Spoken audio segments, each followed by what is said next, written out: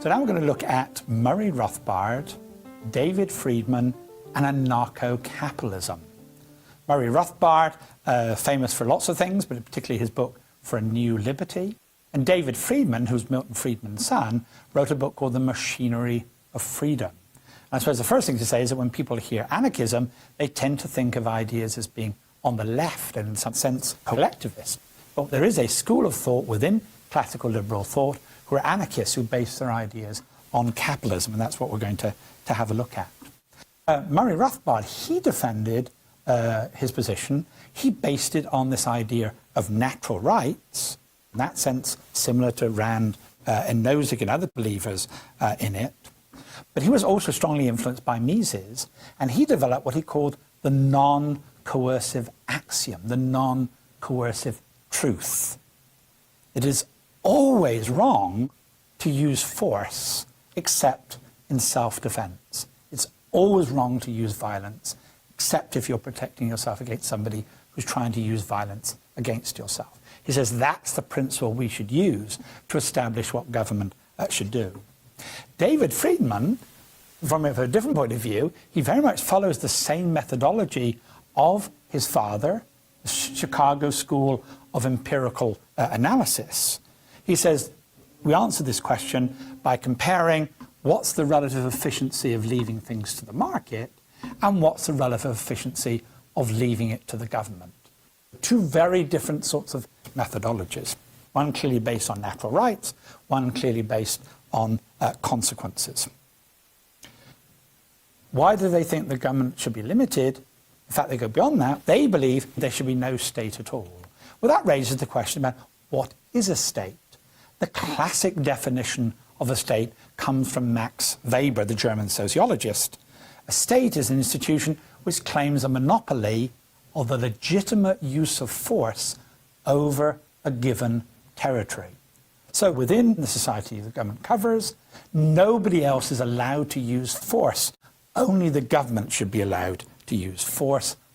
Rothbard criticized this because he said, what does governments do? They violate our rights. They obtain what they want through coercive means. If we don't do what the government wants, they will throw us in prison. So, for example, he says that taxation is theft. If somebody came along and took 25%, 40% of our income and said, if you don't give it to me, I'm going to put you behind a jail, we would call that person a thief, a criminal. Rothbard says, well, why do we behave any differently when it's the state that comes along and says it wants to take 25% and 50% of our income? It is the state is simply a criminal which is violating our rights. David Friedman, taking this efficiency approach, he says the state is inevitably inefficient. All right, we carry out the empirical approach. We measure government efficiency versus market efficiency. He concludes the market is always more efficient than government.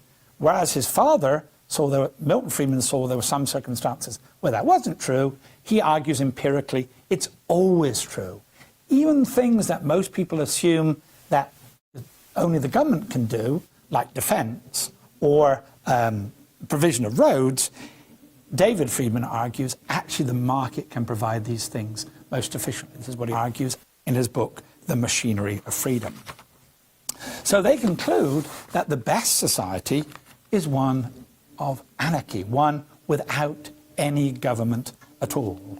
So government is both illegitimate, it has no specific moral claim on us than any other single individual, and it's also inefficient. It cannot provide more efficiently the goods and services that the market is able to provide.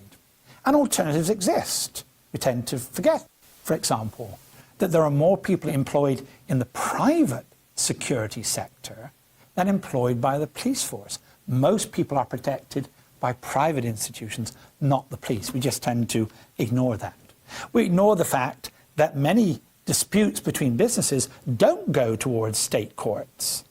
That in fact, many business disputes are settled in private arbitration courts because state courts are so slow, they're so inefficient, they're so unreliable, many businesses would prefer to use private arbitration agencies to do this.